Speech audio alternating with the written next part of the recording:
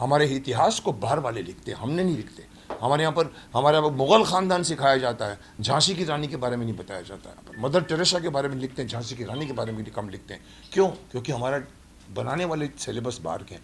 मुझसे पूछो तो मैं एक लाइन में कहूँगा, आज का एजुकेशन सिस्टम को टोटली रिवैम्प कर देना चाहिए। गुरुकुल में चलिए साहब। अगर गलती से आप मुझे प्राइम मिनिस्टर बना दो देश का, तो मैं आपका सारा मोबाइल फ़ोन छीन लूँगा आपसे। 1 साल तक बिना मोबाइल के काम करके देखिए साहब, कि जो ये भारत रत्न का अवार्ड है चंद्रशेखर आज़ाद जी को दे देना चाहिए आपको। और ये भारत रत्न का मान होगा, चंद्रशेखर आज़ाद जी का मान नहीं होगा। सो डिजर्विंग कैंडिडेट को मिले, मुझे मिले ना मिले वो मैं नहीं सोच सकता और ना मैं मांग सकता हूँ। मैं 19 साल के बाद आप लौट रहे हैं, नई जनरेशन की पीढ़ी आपको देखने के लिए तैयार है। हमने तो बहुत एंजॉय किया। आज की जनरेशन को आप किस तरह की सीख देना चाहेंगे? देखिए, आज की जनरेशन को 1997 के बच्चों से 10 गुना ज़्यादा सीख की आवश्यकता है। आज के बच्चे भाग रहे हैं, उन बच्चों को खड़ा करके कुछ न कुछ मार्गदर्शन करना जो माता पिता नहीं कर पा रहे, गुरु भी नहीं कर पा रहे, बच्चे गूगल के साथ जा रहे हैं। तो इसके लिए मैं आया हूँ कि उन बच्चों को मार्गदर्शन चाहिए। तो शक्तिमान का सुपर हीरो लेकर नहीं आया हूँ, शक्तिमान का सुपर टीचर लेकर आया हूँ जो बच्चों को सिखाएगा। एक सेकंड का पॉज। अरे साहब, या तो मैं बोलूँ या आप बोलेंगे? सर, गाने के बारे में बता जी देखिए, मैंने जो कहा है कि मैं सुपर टीचर बनकर मैं अपने आप को फिर से लेकर आया हूँ। शक्तिमान में जो मारामारी होगी, जो एक्शंस होंगे वो आएंगे। फिल्म तो बन रही है, कौन शक्तिमान बनेगा मुझे ही नहीं मालूम, मैं आपको जवाब नहीं दे सकता। लेकिन मुझे ये लगा कि बच्चों को सिखाना जितना मेरा हक है शायद नए शक्तिमान का नहीं होगा, क्योंकि उन्होंने कुछ नहीं किया है बच्चों के साथ दोस्ती। एक ज़माने में मुझे याद है जब मैं शक्तिमान का कॉन्सेप्ट लेकर मैं धीरेन्द्र ब्रह्मचारी के गुरु थे, उनके पास मैं लेकर गया था ये पूछने के लिए कि कुंडलिनी होती है कि नहीं। उन्होंने कहा होती है साहब कुंडलिनी के वो। उन्होंने मुझे कहा था मुकेश जी आप ऐसा कर, 80-90 साल के सीधे बैठे हुए थे, बोला ऐसा करिए मुकेश जी बच्चों को योगा सिखाइए। मैंने कहा देखिए, अगर मैं बच्चों को योगा सिखाऊंगा ना सब भाग जाएंगे। पहले उनको दोस्त बनाने दीजिए, चॉकलेट देने दीजिए, उसके बाद जब वो बैठ जाएंगे तो मैं कुंडलिनी की बात करूँ तभी सुनेंगे। कहने का तात्पर्य यह है कि मैं बच्चों को, मैंने 30 साल लगाए हैं, 97 से 2005, छोटी छोटी मगर मोटी बातें आती थी। उसके बाद हमारा गैप पड़ा 19 साल का। फिर भी मैं समझता हूँ मैं स्कूल के, हिंदुस्तान के ऑलमोस्ट एवरी कॉर्नर के स्कूल में मुझे इनवाइट किया गया है। और बच्चों से, अभी कल ही मैं जयपुर अजमेर के स्कूल से आया हूँ, प्रेसिडेंसी स्कूल से, और वहाँ भी यही बातें निकली कि बच्चे लोगों को आप थोड़ी सी नैतिकता की शिक्षा दीजिए। मैंने कहा साहब बहुत ज़रूरत है। ये गाना बनाने का तात्पर्य ये था कि चलो सबसे पहले शुरुआत करते हैं। बहुत सी बातें आज बच्चों को बताने के लिए, बहुत सारी बातें हैं। मैंने कहा क्रांतिकारियों का एक एंगल है जिसके लिए हम फाइट कर रहे हैं। जय हिंद अभियान में मैं हूँ, जुड़ा हुआ हूँ। हम 8 साल से क्रांतिकारियों को शहीदों का दर्जा दिलाने के लिए सरकार से लड़ रहे हैं। तो मुझे लगा कि 10 में से 8 बच्चों को नहीं मालूम पड़ता कि अशफाकुल्लाह खान कौन था। तुर्रम खान, हम तुर्रम बताया, क्या तुर्रम बन रहे हो तुम, तुर्रम खान बन रहे हो। किसी को मालूम है तुर्रम खान एक क्रांतिकारी था हैदराबाद से? नहीं मालूम। बिरसा मुंडा से लेकर जितने भी नाम आप गिनाना शुरू करो। हमने कहा चलो पहेली के थ्रू हम बच्चों से शक्तिमान पूछेगा। फिर मैंने कहा चलो एक काम करते हैं, मैं ही गाता हूँ इसको। फिर हमको लगा चलो शक्तिमान की कॉस्ट्यूम ऐड करते हैं। पहले शक्तिमान दिमाग में नहीं था, पर मुझे लगा कि शक्तिमान अगर बच्चों से पूछेगा तो 97 की मेमोरी ताज़ा हो जाएगी, और वो जो बच्चे सीखते थे उस ज़माने में और आज के बच्चे भी सीखेंगे। इसीलिए ये गाना बनाया है।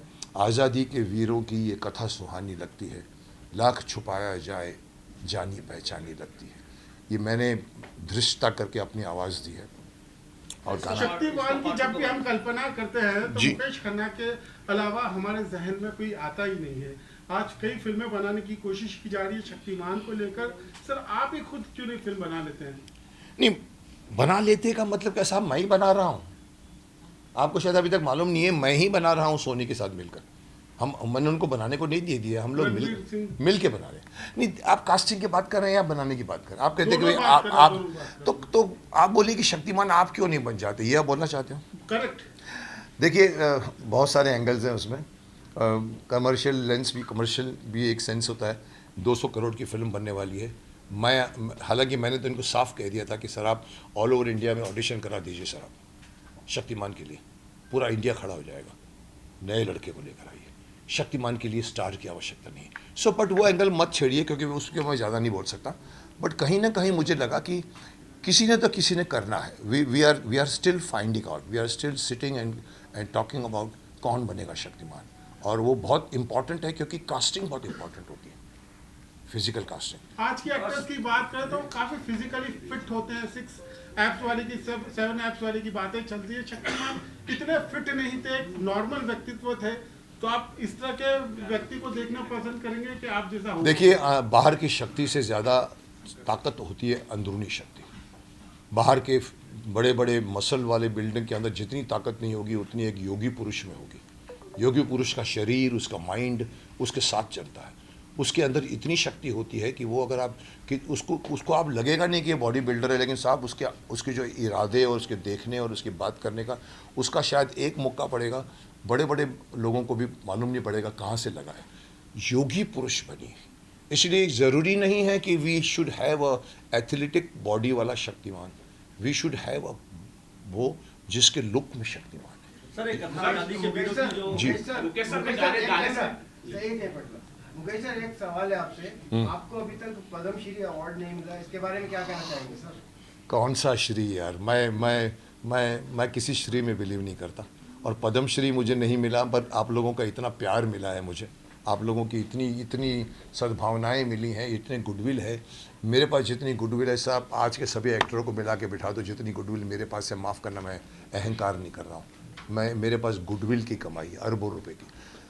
पद्मश्री लिया नहीं जाता, पद्मश्री मांगा नहीं जाता, पद्मश्री दिया जाता है। जिस दिन किसी को लगेगा कि मुझे देना है, चांदी की थाली पे मुझे अगर देंगे, फिर भी सोचूंगा मैं।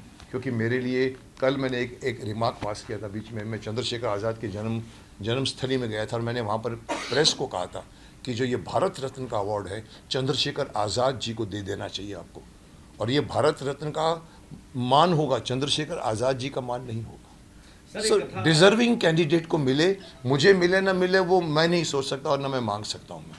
सर, मेरा एक गाने को लेके ही सवाल है जी। जो गाना अभी देखा, गाना बहुत बेहतरीन है, बच्चों को लेकर है। मुझे ऐसा लग रहा है कि सिर्फ बच्चों को ही नहीं, बड़े और बुजुर्ग को भी जरूरत है हमारे क्रांतिकारी को जानने के लिए। क्या फ्यूचर में जो नया गाना आएगा वो उनको ध्यान में रखते हुए बनेगा?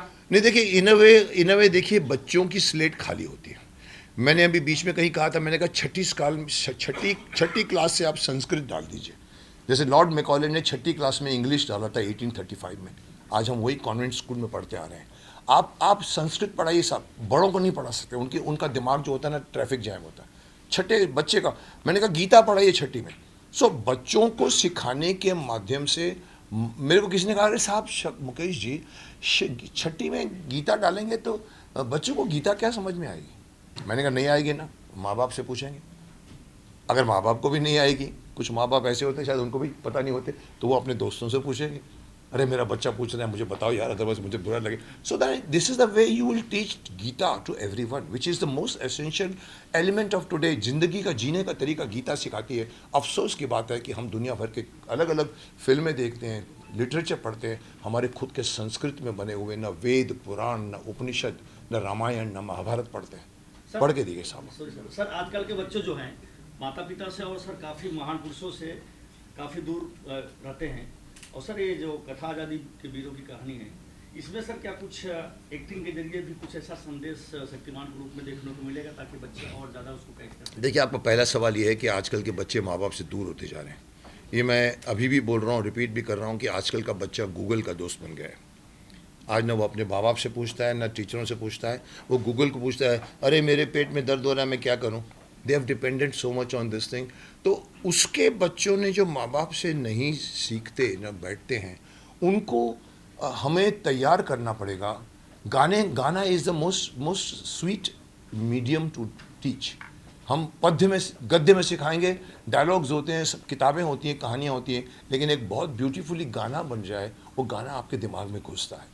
तो ये नॉलेज जो हम देना चाहते हैं, ये क्रांतिकारियों के नाम की सिर्फ बच्चों के लिए नहीं है।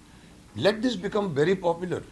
ऑल दिस क्रांतिकारियों की पढ़ाई स्कूल की किताबों में होनी चाहिए। हमारे इतिहास को बाहर वाले लिखते हैं, हमने नहीं लिखते। हमारे यहाँ पर मुग़ल ख़ानदान सिखाया जाता है, झांसी की रानी के बारे में नहीं बताया जाता है। मदर टेरेसा के बारे में लिखते हैं, झांसी की रानी के बारे में कम लिखते हैं। क्यों? क्योंकि हमारा बनाने वाले सिलेबस बाहर के हैं। मुझसे पूछो तो मैं एक लाइन में कहूँगा, आज का एजुकेशन सिस्टम को टोटली रिवैम्प कर देना चाहिए। गुरुकुल में चलिए साहब, गुरुकुल की टीचिंग सिखाइए, भले आप अपने कमरों में सिखाइए, पेड़ के साथ बैठ के ज़रूरी नहीं है बैठते थे राम और वो, आप गुरुकुल में सिखाइए। एक बच्चा 13 साल की उम्र में सेल्फ सफिशिएंट हो जाता है, उसको कपड़ा बुनना भी सीना भी आता है, कारपेंटरी भी आता है, लैंप चेंज करना, बल्ब भी आता है। आजकल के BA BCom को बोलो लैंप चेंज करो, नहीं कर पाएंगे क्योंकि सिखाया नहीं जाता। So we need to change the syllabus, we need to change the whole education system. जी सर, आज गूगल और सोशल मीडिया के दौर में बच्चे आसानी से सक्सेस की और देखते हैं, उनको लगता है कि इसके जरिए आसानी से सक्सेस मिल जाती, कहीं ना कहीं पढ़ाई लिखाई पे भी ध्यान नहीं देते हैं। वो सोशल मीडिया के जरिए कहीं ना कहीं इजी सक्सेस और इजी पैसे कमाने के धुन में लगे हुए। ऐसे बच्चों को आप क्या संदेश देंगे एज ए शक्तिमान? देखिए, मैं बदनाम हूँ, मैं बोल जाता हूँ, लेकिन मेरी बात आगे जाके लोगों को समझ में आती है। मैं आपको छोटी सी बात इसका जवाब दूंगा आपको। सोशल मीडिया जिसको आप बोल रहे हो, गूगल आप जो बोल रहे हो, मोबाइल फ़ोन बोल रहे हो, अगर गलती से आप मुझे प्राइम मिनिस्टर बना दो देश का, तो मैं आपका सारा मोबाइल फ़ोन छीन लूँगा आपसे। 1 साल तक बिना मोबाइल के काम करके देखिए साहब। STD फ़ोन, हम मनाली से उतरते थे कुल्लू में फ़ोन करने को, STD बूथ, आज बाथरूम में बैठ के बात कर रहे हैं।